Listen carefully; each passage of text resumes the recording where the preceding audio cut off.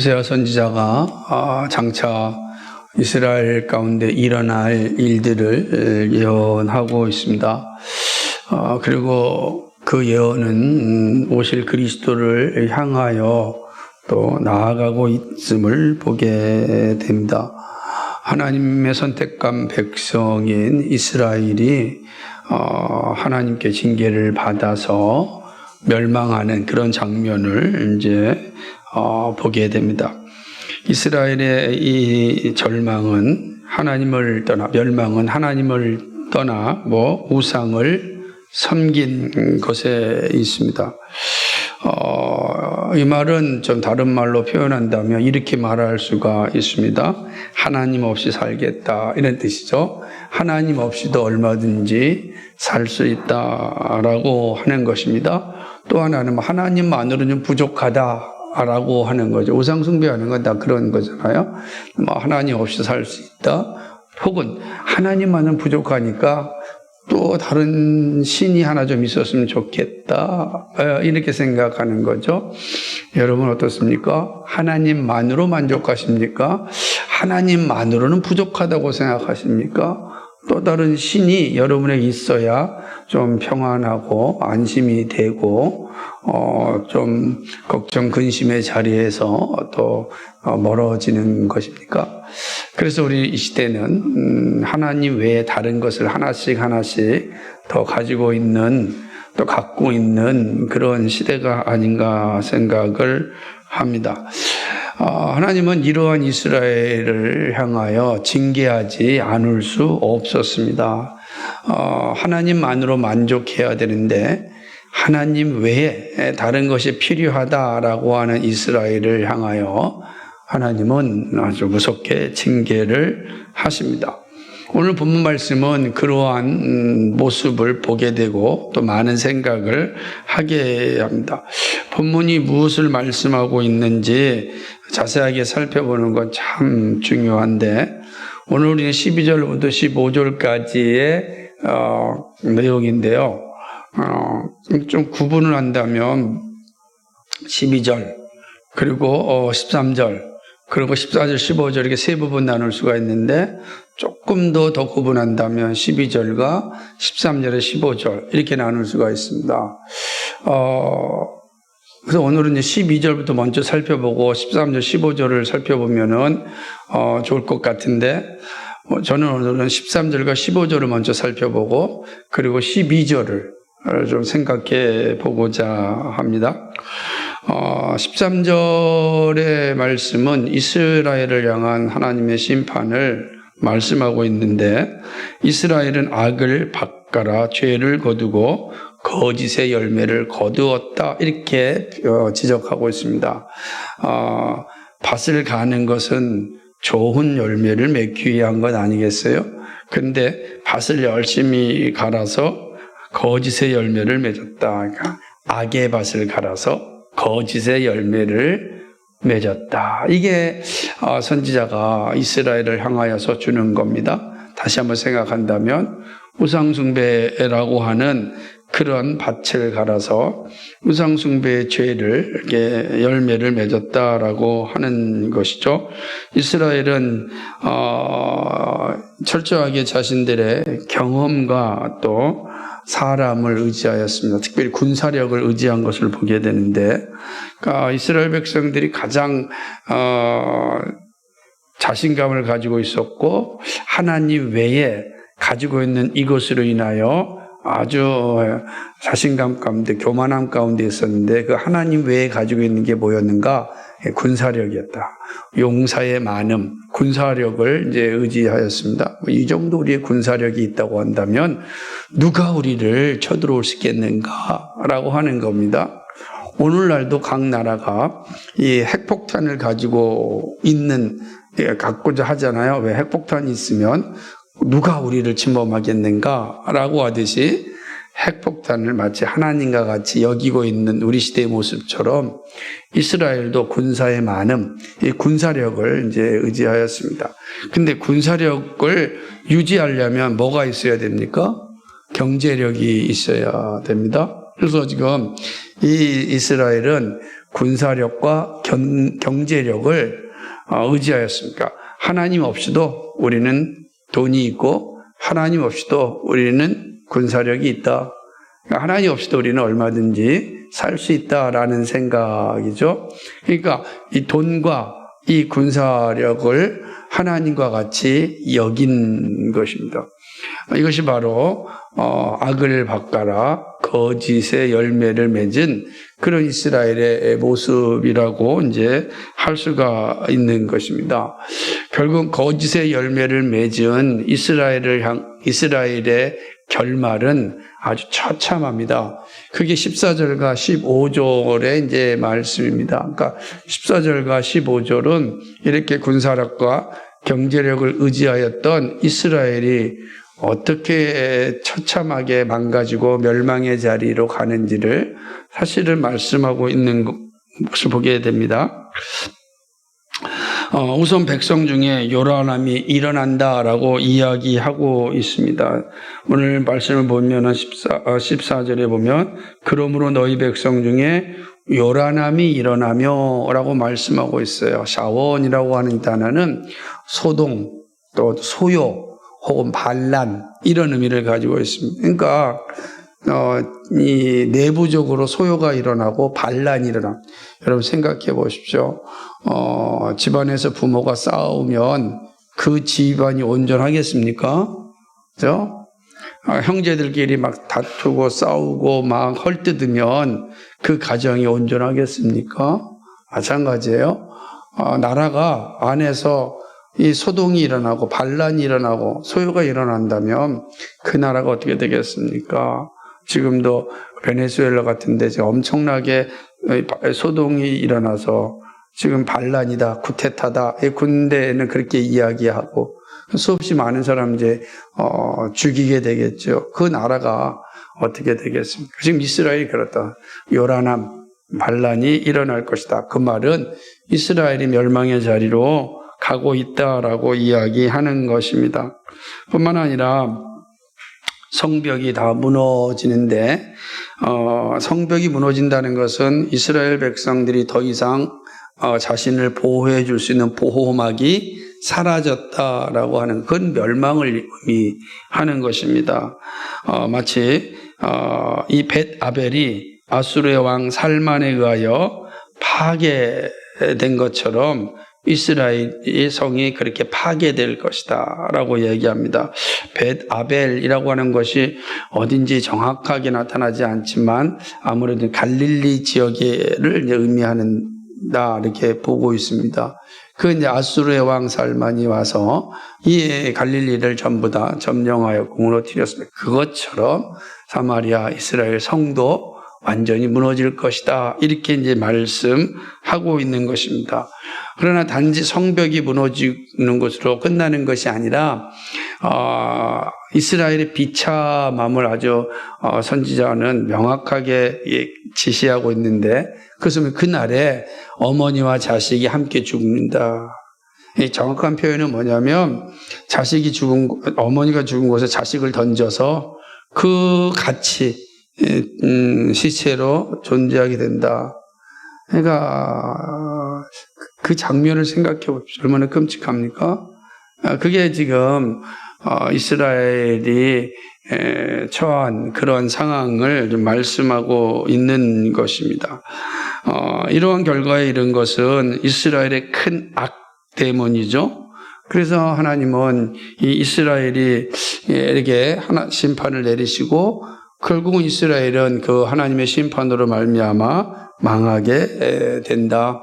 이게 지금 14절에서 주고 있는 그런 말씀입니다. 특별히 보게 되면은 14절, 15절에 보면 너희의 큰 악으로 말미암아 베델이 이같이 너희에게 행하리니 이스라엘 왕이 새벽에 정령 망하리로다라고 이야기하고 있습니다. 그러니까 새벽에 이스라엘 왕이 망하는 한순간에 새벽에 망한다라고 하는 것은 새벽에는 다 자는 시간 아니겠어요? 그죠? 그러니까 잠에서 깨어나지도 않은 상태에서 그냥 멸망하였다는 걸 한순간에 멸망한다라고 하는 것을 잘 보여주고 있습니다. 왜요? 큰 악 때문에. 그 악 때문에 그래요. 그 악이 뭡니까? 바로 우상숭배죠. 어떤 우상이었습니까? 군사력과 경제력을 이제 섬기는 거죠. 숭배한 거죠. 그러니까 하나님과 더불어 군사력과 경제력, 돈을 이제 의지하였고, 그로 인하여 하나님의 심판이 이스라엘에게 임하였다라는 것을 보여주고 있습니다. 그러나 하나님께서 이스라엘의 죄를 밝히시는 것은 사실은 단지 징계하시고자 하는 의미만은 아닙니다. 그러니까 왜냐하면 이스라엘 백성들은 하나님이 택한 백성이잖아요. 사랑하는 자녀들이잖아요.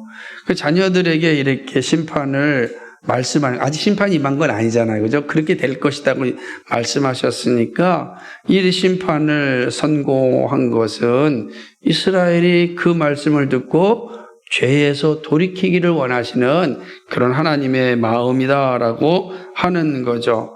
당자가 다시 집으로 돌아오도록 기다리시는 그런 하나님의 마음을 지금 이제 보여주고 있는 것입니다.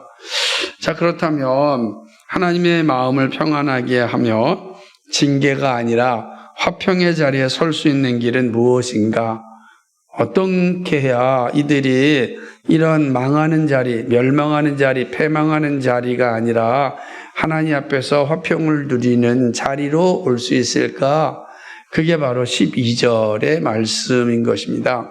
그러면 참 논리적으로 보면 12절 말씀을 순종하면 13절부터 15절은 따라오지 않겠지만 12절 말씀을 불순종하면 13절로부터 15절의 상황이 온다, 이렇게 말할 수가 있는 것입니다. 그렇다면 12절의 내용이 뭐냐? 이게 중요하겠죠. 12절은 하나님이 원하시는 마음이 무엇인지를 명확하게 알려주고 있습니다. 네 가지로 이 12절을 좀 구분해서 볼 수가 있는데, 첫째는 묵은 땅을 기경하라는 것입니다. 이게 하나님의 마음이에요. 하나님이 이스라엘 백성을 멸망의 자리에 이르지 않으려면 너희의 묵은 땅을 기경하라라고 이야기하는 것입니다. 묵은 땅을 기경하기 위해서는 묵은 땅이 무엇인지, 그리고 지금 내가 묵은 땅인지 알아야 하는 것입니다. 묵은 땅, 다시 말하면 쓸모없는 땅입니다. 잡초가 무성하게 나와 있는 그런 땅을 의미하는 거죠. 땅은 있는데 쓸모가 없는 것입니다. 버려진 곳입니다. 소망이 없습니다. 묵은 땅은 늘 그대로 놔두면 거기서 어떠한 열매도 나타나지 않고 잡초만 날 것입니다. 이것이 바로 이런 묵은 땅이에요. 그런 묵은 땅을 생명이 나고 열매를 맺는 땅으로 하려면 다 갈아엎어야 되는, 기경하다라는 갈아엎는 거야. 다 갈아엎어서 뭐와 같이 만드는 겁니까? 옥토와 같이 만들라라고 하는 겁니다. 그 얘기하자라고 하는 것이죠. 그렇다면 영적인 면에서 묵은 땅은 무엇일까? 그죠? 이스라엘 백성들의 이 묵은 땅이 어떤 것인가? 두 가지가 볼 수 있는데, 하나는 뭐냐면 하나님 없이도 살 수 있다라고 하는 이 묵은 땅입니다. 이거 갈아엎어야 됩니다. 하나님 없이도 하나님 외에 다른 것으로 살 수 있다라고 하는 이 묵은 땅 갈아엎어야 돼요. 또는 뭐냐면 공의와 인애입니다. 이미 공의와 인애가 없어요. 그러니까 이 땅에 우상숭배를 섬기면서 자기 탐욕에 빠지다 보니까 공의함이 없는 겁니다. 재판장들도 공의가 없고, 제사장들도 공의가 없고, 정치인들도 공의가 없어요. 그러니까 상인들도 공의가 없고, 서로가 다 공의가 없으니 어떻게 되겠습니까? 거짓과, 그죠? 속임수와 이런 것만 난무하는 거죠. 속이는 것처럼 사람 쾌감을 느끼는 게 없어요. 여러분, 누군가를 내가 연기를 해가지고 속였다. 근데 그 사람이 그 연기에 넘어갔다. 얼마나 기쁘겠어요. 근데 그게 바로 멸망의 길로 가는 거예요. 하나님의 징계를 받는 길입니다. 이스라엘이 그런 거예요. 지금 그런 징계의 자리에 서게 된 것입니다. 그러니까 뭐죠? 공의가 없고, 공의가 없으니까 뭐가 없습니까? 인애가 없는 거예요. 긍휼의 함이심이 없는 거예요. 긍휼도 없는 거예요.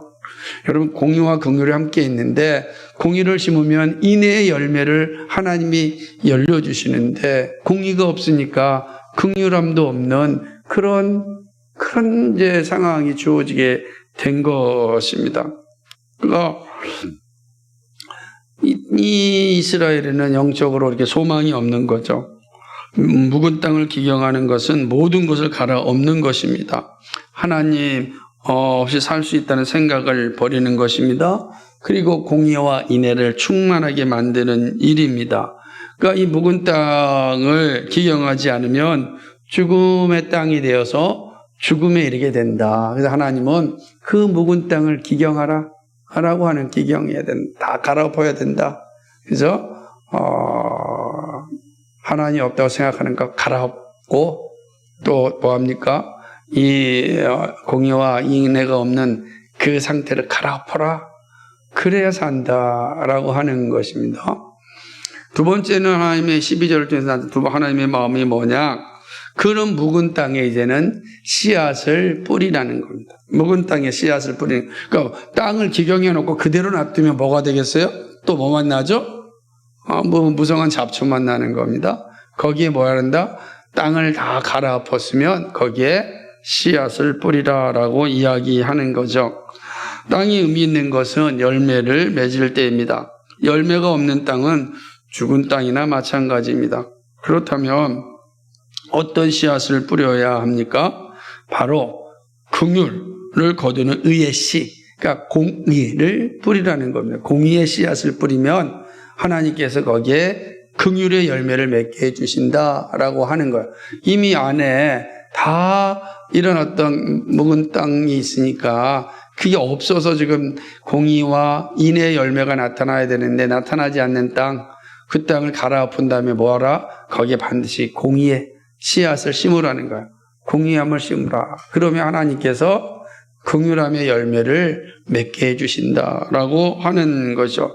영적인 삶이란 공의를 심는 것입니다. 공의를 심는 것은 우리 자신을 위한 것입니다. 너희 자신을 위하여 공의를 심으라 그랬어요.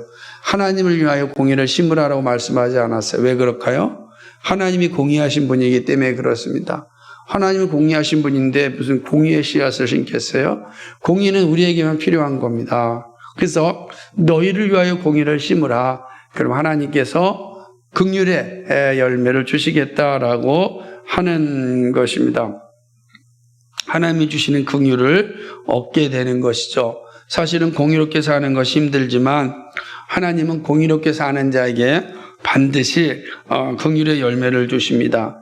그래서 바울은 이러한 상황을 잘 알고 있기 때문에 선을 행하는 자, 착한 일을 행하는 자들에게 주신 권면의 말씀이 있습니다. 그것이 갈라디아서 6장 19절에 있는데 우리가 선을 행하되 낙심하지 말지니 포기하지 아니하면 때가 이름에 거두리라는 말씀입니다. 그러니까 이 공의를 심는 게 쉬운 게 아니에요. 우리가 살지만 우리의 본성은 공의랑 항상 이렇게 충돌하지 않습니까? 그러므로 그 충돌을 이기고 공의를 심는 건 그 정말 힘든 일입니다. 그러나 놀라운 것은 그 공의를 심으면 하나님께서 긍휼이라고 하는 놀라운 인애라고 하는 놀라운 열매를 주시지만 그러지 아니하면 공의를 심지 아니하면 뭘 심는 겁니까? 악을 심는 거고 악을 심는 자에게는 반드시 죽음, 멸망, 패망이라는 열매가 나온다는 것입니다. 여러분 어떤 씨를 뿌리겠습니까? 그럼 우리에게는 공의의 씨앗을 뿌려야 돼요. 우리는 공의의 씨앗을 뿌린다. 공의롭게 사는 거죠. 그 길이 쉽지 않지만 그러나 반드시 하나님께서 열매를 주신다라고 하는 그런 것입니다. 이게 하나님의 마음이죠. 세 번째는 정확한 때에 심으라 하는 것입니다. 하나님은 그 밭을 갈고 씨앗을 뿌리는데 언제 정확한 때에 심으라는 아무 때나 씨앗을 뿌린다고 해서 씨가 나오는 것 아니지 않겠습니까? 그죠? 심을 때가 있고 날 때가 있는 것입니다. 그러면 언제 우리가 이 공의의 씨앗을 심는가? 오늘 이 호세아서는 이렇게 이야기합니다. 여호와를 찾을 때가 있는데 바로 지금이다라고 이야기하고 있어요.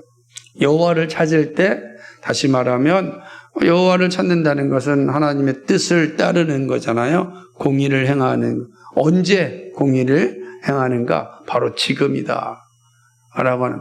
지금 이스라엘 백성들의 상황이 어떻다는 것을 암시하고 있습니까? 공의가 없다라는 거죠. 여호와를 찾고 있지 않다는 거예요. 그 여호와를 찾아라. 공의를 행하라. 언제? 지금이다. 내일 공의롭게 살겠습니다. 잠시 후부터 공의롭게 살겠습니다. 내일 하나님과 함께 생각해 보겠습니다. 아니라 지금, 말씀을 듣는 지금, 깨닫는 지금이 바로 씨를 뿌릴 때요, 여호와를 찾을 때라, 이렇게 말씀하는. 하나님 항상 얘기해요. 지금이라. 지금이 가장 중요하다라고 이야기하는 거죠. 본문에서 여호와를 찾는 것은 기도와 예배를 통하여 마음과 정성과 힘과 뜻을 다하는 걸 얘기합니다. 그렇게 되는 거죠. 마음과 뜻과 시간 정성을 다하여 하나님을 예배하는 것. 그게 바로 하나님을 찾는 것입니다. 우리의 기도와 예배를 통하여 주님을 찾을 때 우리는 하나님의 때를 알 수가 있습니다. 이거는 우리의 신앙에 매우 중요한 일이죠. 영적 준비는 항상 하는 것입니다. 특별하게 하는 것이 아니라 일상에서 하는 것입니다. 그러니까 우리가 꼭 생각해야 돼요. 그러니까 우리가 일상에서 늘 하는 것이지 특별하게 하는 게 아니라. 이게 되게 중요한 것입니다. 그래서 그럼 하나님을 찾을 때가 언제냐? 특별하게 기도원 가서 찾는 게 아니라는 거예요. 그것도 중요하지만 특별한 시간을 만들어서 특별 새벽 기도회 때만 예수님 찾는 게 아니라는 거예요. 일상에서 늘 언제요? 바로 지금. 이 말씀을 듣는 이 시간, 여러분이 늘 일상에서 그래서 쉬지 말고 기도하는 거예요. 쉬지 말고 기도한다. 늘 하나님을 찾는 것이다 라고 하는 것이죠. 바울은 지금이 구원의 날임을 강조하였습니다. 고린도후서 6장 2절 말씀에 이르시되 내가 은혜 베풀 때에 너에게 듣고 구원의 날에 너를 도왔다 하셨으니 보라 지금은 은혜 받을 만한 때요 보라 지금은 구원의 날이로다. 지금 여호와를 찾을 때는 지금입니다. 씨를 뿌릴 때는 지금이다라고 하는 것입니다. 그때가 바로 말씀이 들려질 때입니다. 말씀을 들을 때 여호와를 만날 때입니다. 하나님은 지금이 구원의 날이라고 말씀하십니다. 이 말씀이 여러분에게 들려지기를 소망합니다. 네 번째로 하나님께서 이 하나님을 떠나서 그리고 군사력과 그리고 이 경제력을 의지하여 살다가 멸망에 이르는 이스라엘 백성들을 향한 하나님의 마음을 전하는데 그 네 번째는 하나님의 약속을 확신하고 좀 기다리라라고 하는 것입니다. 씨를 뿌린다고 그때를 안다고 해서 바로 자라는 것은 아닙니다. 그죠? 바로 자라면 얼마나 좋겠어요? 우리가 기도하자마자 탁탁 다 어떤 응답을 딱 주어진다면 너무 좋겠죠? 근데 그러지 않을 때가 많이 있어요. 반드시 응답이 되어지지만 즉각적으로 되어지지 않을 때가 종종 있습니다. 그러나 문제는 반드시 하나님께서 자라게 하신다라고 약속하셨습니다.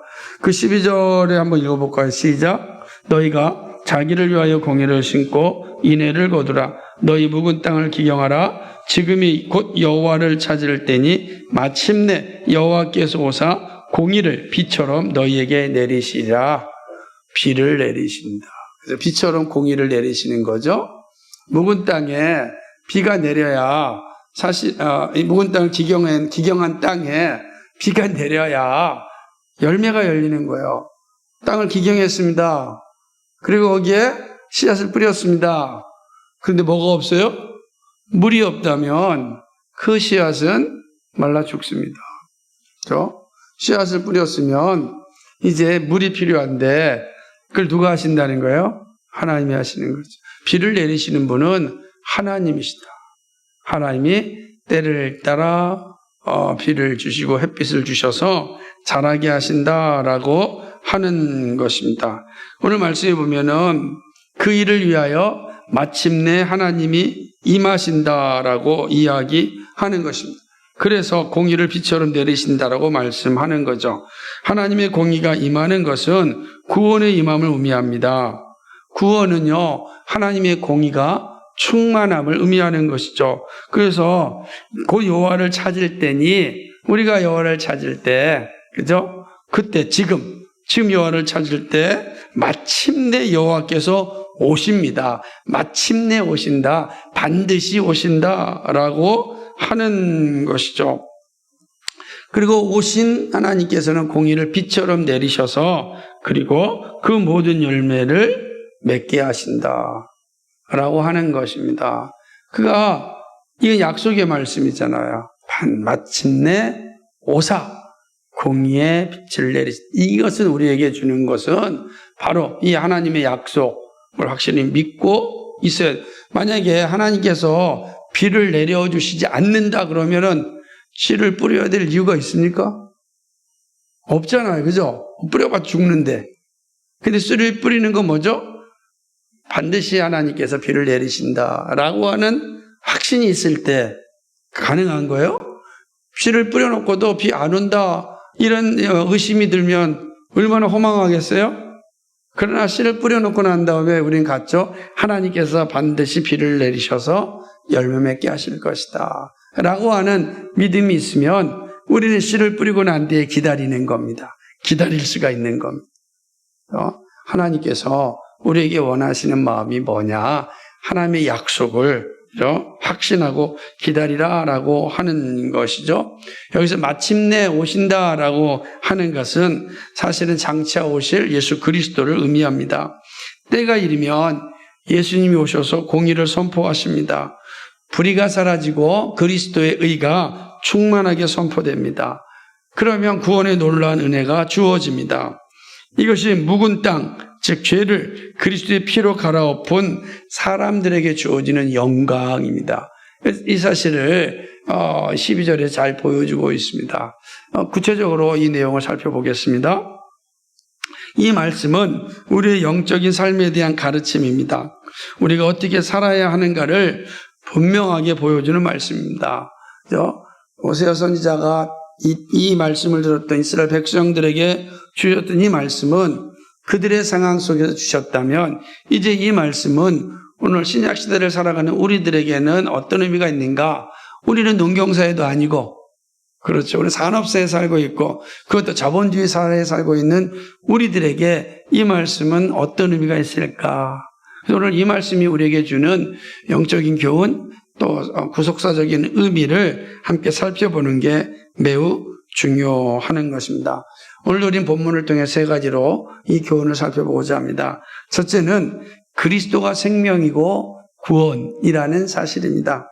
하나님은 이스라엘을 향하여 말하기를 정녕 망하리라 라고 하였습니다. 하나님을 떠난 인생들의 결말은 정녕 망하는 길입니다. 다른 길이 없습니다. 하나님을 떠나가는 자들에게는 망하는 길 외에는 없습니다. 그러므로 망하지 않으려면 생명의 길, 구원의 길을 가야 합니다. 그러면 어떤 것이 생명의 길이고 구원의 길이겠습니까? 그 길은 오직 한 길입니다. 바로 예수 그리스도입니다. 예수님은 나는 길이요 진리요 생명이니 나로 말미암지 않고는 아버지께로 올 자가 없다 그랬습니다. 길이요 진리요 생명입니다. 구원의 길이 예수 그리스도입니다. 생명의 길이 예수 그리스도입니다. 예수 그리스도를 따를 땐 우리에게는 영원한 생명, 삼위 하나님이 가지고 있는 그 생명을 소유하게 되는 것입니다. 오직 예수 그리스도만이 살 길입니다. 이것이 하나님의 뜻이기 때문입니다. 우리가 잘 알고 있는 말씀을 기억해야 됩니다. 사도행전 4장 12절 말씀에 다른 이로서는 구원을 받을 수 없나니 천하 사람 중에 구원을 받을 만한 다른 이름을 우리에게 주신 일이 없음이니라 하였더라. 아멘. 예수 그리스도의 이름 외에는 구원에 이르는 다른 이름이 없습니다. 그죠? 오직 예수 그리스도만이 우리를 구원에 이르게 하고 생명에 이르게 한다는 것입니다. 그러므로 주 예수 그리스도를 믿어야 합니다. 그래야하면 구원을 얻습니다. 예수님이 생명이고 구원이기 때문입니다. 예수님 외에 다른 것으로 만족하고자 할 때 망하는 길로 가고 있음을 알아야 합니다. 그 어떤 것도 예수님 외에 다른 것으로 만족하면 안 됩니다. 예수님 외에, 그죠? 예수님이 우선 우리의 만족입니다. 예수님이 우리의 모든 것이죠. 다른 것은 예수님을 바라보기 위하여 주신 것입니다. 우리의 사랑하는 아내도, 사랑하는 남편도, 사랑하는 자녀도, 직장도 다 예수 그리스도를 바라보기 위하여 주신 선물이에요. 그런데 그것이 우리의 만족이 되고 예수님이 그 만족을 위해 필요한 것이 된다면 우리는 망하는 길로 가는 겁니다. 뿐만 아니라 그 예수님과 겸하여 같은 위치에 둔다면 그 역시 망하는 길로 가는 것입니다. 왜냐하면 우리가 구원에 이르고 생명을 얻는 길은 예수 그리스도 그 한 분이기 때문에 그렇습니다. 이 사실을 우리는 명심해야 되는 것입니다. 이 땅에 얼마나 많은 이들이 이 멸망의 길로 가고 있는지 모릅니다. 예수님은 세상의 길, 넓은 길로 가는 것은 멸망의 길이라고 말씀하셨습니다. 구원의 길, 생명의 길은 예수 그리스도를 따르는 길입니다. 다른 길이 없습니다. 예수님을 믿어야 됩니다. 예수님 믿어야 돼요. 그러므로 구원에 이르고 생명을 얻는 길이 됩니다. 예수님의 이름을 부르고 믿음 고백해야 됩니다. 그래서 우리는 항상 이 고백을 해야 됩니다. 우리 다시 한번 합시다. 다 같이 예수님, 저는 예수님을 믿습니다. 좀 더 크게 해보세요. 예수님, 저는 예수님을 믿습니다. 이 고백만이 우리가 생명을 얻고 구원을 받고 하나님 나라에 들어가게 됩니다. 다른 길이 없어요. 다른 길이 없습니다. 자, 여기에 구원의 은혜가 충만하게 임합니다. 이 사실을 잘 기억해. 망하는 길이 아니라 생명에 이르는 길은 오직 예수 그리스도를 온전하게 고백하는 것입니다. 두 번째는 예수님은 자신을 찾는 자를 항상 만나 주십니다. 호세아는 지금이 여호와를 찾을 때니 마침내 여호와께서 오셔서 공의를 비처럼 내리신다고 말씀하였습니다. 여호와를 찾으면 마침내 여호와께서 오십니다. 이것은 오실 예수님을 분명하게 바라보게 합니다. 마침내 오실 예수님을 향한 고백을 마침내 오신 예수님을 확신하게 합니다. 예수님은 때가 참에 우리 가운데 오셨습니다. 그리고 때가 참에 복음을 증거하셨습니다. 그리고 때가 참에 십자가를 지셨습니다. 그리고 때가 참에 죽음에서 부활하셨습니다. 때가 참에 승천하셨습니다. 이제 때가 차면 그리스도께서 우리 가운데 재림하실 것입니다. 다시 오실 것입니다. 때가 참에 오셨습니다. 마침내 오신 것입니다. 이게 매우 중요한 것입니다. 지금이고 여호와를 찾을 때니 마침내 여호와께서 오셨습니다. 마침내 오신 분이 누굽니까? 예수 그리스도. 공의를 빛처럼 내리신 분이 누구십니까? 예수 그리스도십니다. 예수 그리스도가 공의의 성취자이시기 때문에 그렇습니다. 선지자의 예언은 성취되었으며 완성될 것입니다. 이 놀라운 구속의 사건 가운데 우리들이 살고 있습니다. 그리스도인은 성취되고 완성될 하나님 나라를 바라보며 살아갑니다. 그렇죠? 이때 신자가 할 일은 분명합니다. 예수님을 찾는 일입니다. 예수님께서 분명하게 말씀하셨습니다.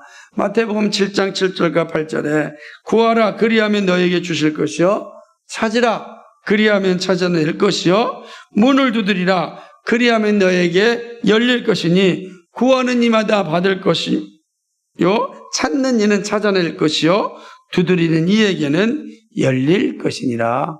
아멘. 예수님은 자신을 찾는 자에게 마침내 오십니다. 그리고 구하는 것을 받게 하십니다.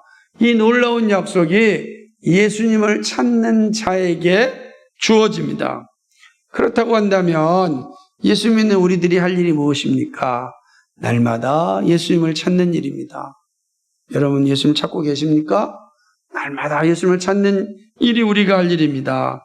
그러면 예수님을 찾아 만나는 일은 어떻게 이루어집니까? 예배와 기도의 삶입니다. 우리의 예배가 소중한 것은 주님을 만나는 시간이기 때문입니다. 주님께서 말씀으로 우리 가운데 찾아오십니다. 그 말씀을 여러분은 아멘으로 화답하면 여러분 예수님을 만나게 될 것이고, 만나신 예수님은 우리의 기도를 통하여 응답하여 주십니다.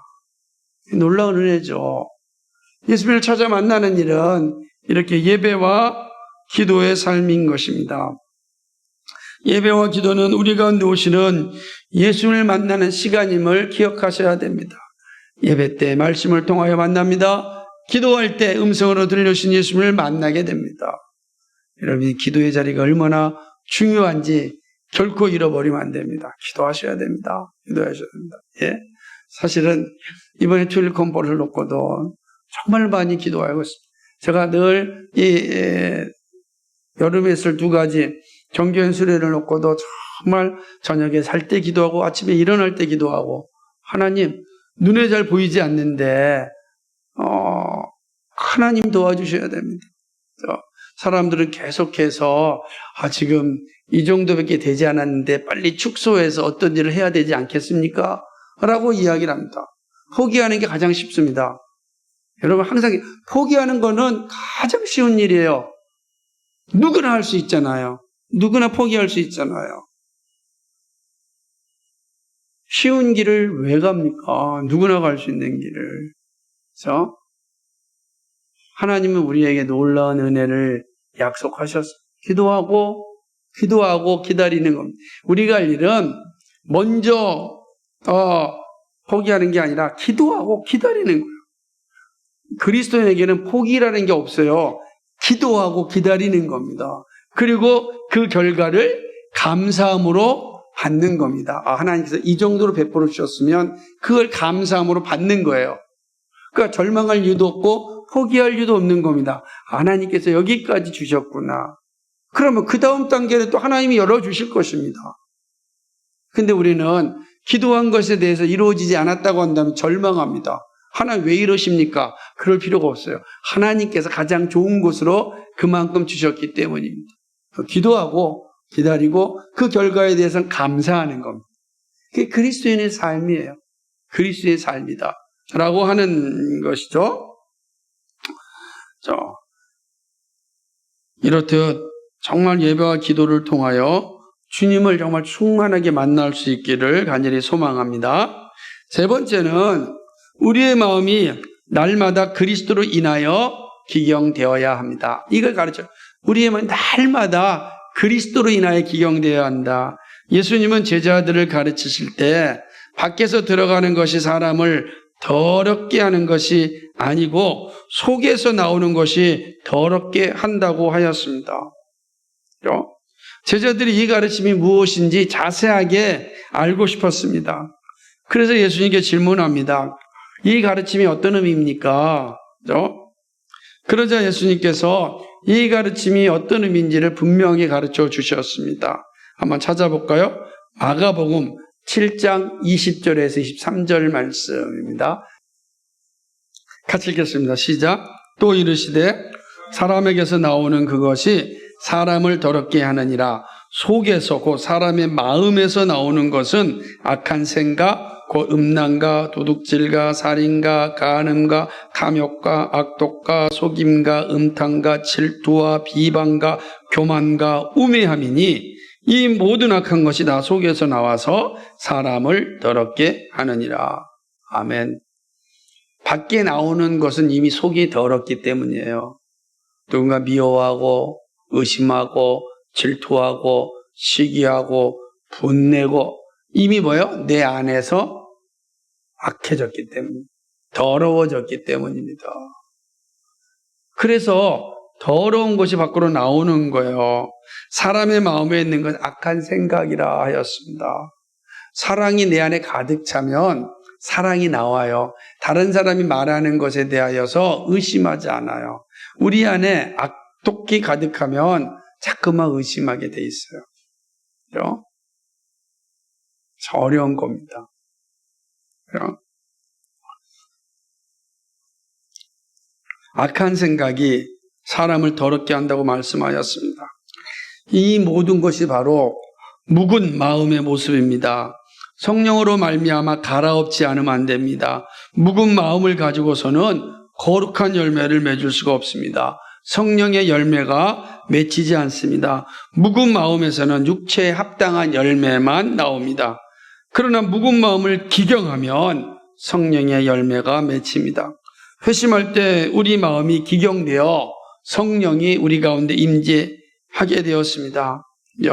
얼마나 감사한 일입니까?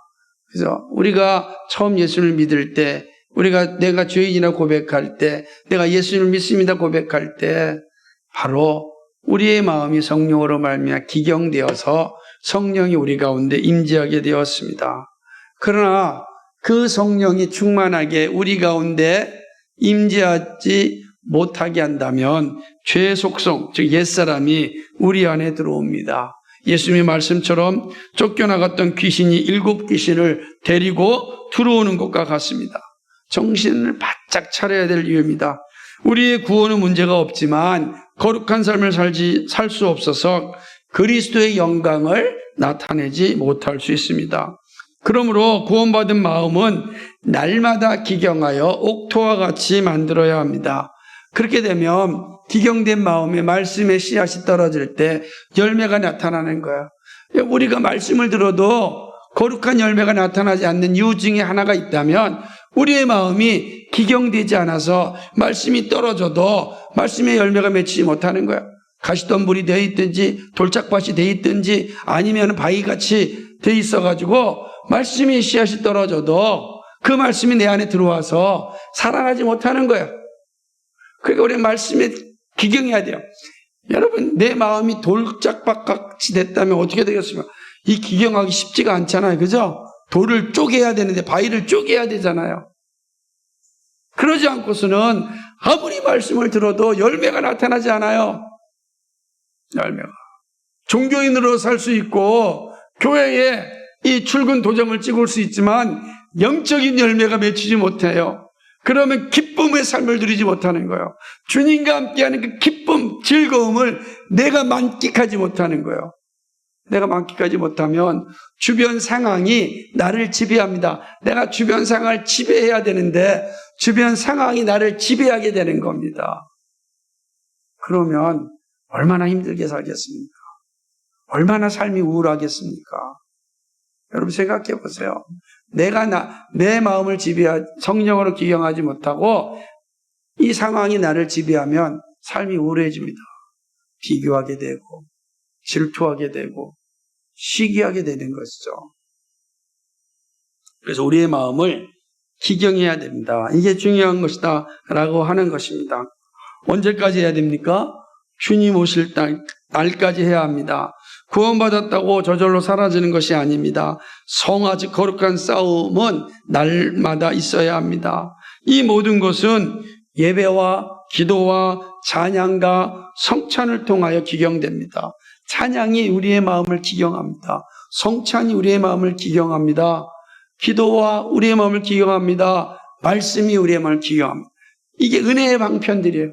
은혜의 방편을 부지런히 사용하면 우리의 묵은 마음이 악한 마음들이 기경되어 옥토가 되어지고 말씀의 씨앗이 떨어질 때 거룩한 열매가 열리게 되고 우리가 우리의 상황을 지배할 수 있는 힘이 생기는 겁니다. 그게 우리의 힘으로 안 되잖아요. 다 성령께서 하셔야 가능한 것 아니겠습니까? 그를 위하여 우리는 은혜의 방편을 부지런히 사용해야 되는 것입니다. 우리의 마음이 옥토와 같이 기경되지 않으면 성령의 열매가 맺히지 않습니다. 우리의 마음이 날마다 기경되어 정말 성령의 열매가 충만하게 열릴 수 있기를 간절히 소망합니다. 말씀을 맺겠습니다. 이스라엘을 향한 말씀에서 우리의 모습을 봅니다. 우리 역시 기경하지 못한 묵은 땅이 있기 때문입니다. 묵은 땅, 묵은 마음을 기경해야 됩니다. 언제 해야 됩니까? 지금, 이 순간이 중요합니다. 바울은 우리들에게 강력하게 요청하고 있습니다. 갈라디아서 6장 24절과 25절에 그리스도 예수의 사람들은 육체와 함께 그 정욕과 탐심을 십자가에 못 박았느니라. 만일 우리가 성령으로 살면 또한 성령으로 행할지니 예수의 사람, 즉 신자들은 육체와 함께 그 정욕과 탐심을 십자가에 못 박았습니다. 신자들은 날마다 성령으로 살아갑니다. 성령의 능력으로 무거운 마음을 기경합니다. 육체의 소욕을 죽입니다. 그리고 성령으로 충만합니다. 성령의 사람은 하나님 없이 살 수 있다는 생각을 갈아엎어야 됩니다. 하나님 없이 살 수 있다. 갈아엎어야 돼. 하나님만으로 우리는 살 수 있다. 이 마음으로 돌아와야 되는 것입니다. 그리고 날마다 말씀으로 살겠다는 고백이 있어야 됩니다. 그 일을 위하여 기도와 예배와 찬양과 성례에 참여하는 그 일을 열심을 해야 되는 것입니다. 그럼 하나님께서 우리의 무거운 마음을 갈아엎으시고 의의 열매를 맺도록, 그래서 우리에게 놀라운 긍휼의 열매를 우리에게 허락하여 주십니다. 사랑하는 여러분, 우리의 무거운 마음이 어떤지 잘 살펴보시고 하나님 내 마음을 갈아엎어 주셔서 말씀의 열매가 나타나고 정말로 하나님이 약속하신 것처럼 내 안에 긍휼의 열매가 나타나기를. 여러분, 그리스도인이요, 이 긍휼의 열매를 갖는 게 얼마나 좋겠습니까? 예수님이 말씀하시기를 나는 온유하고 겸손하다.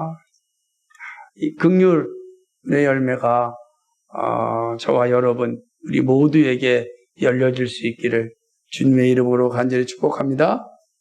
기도하겠습니다.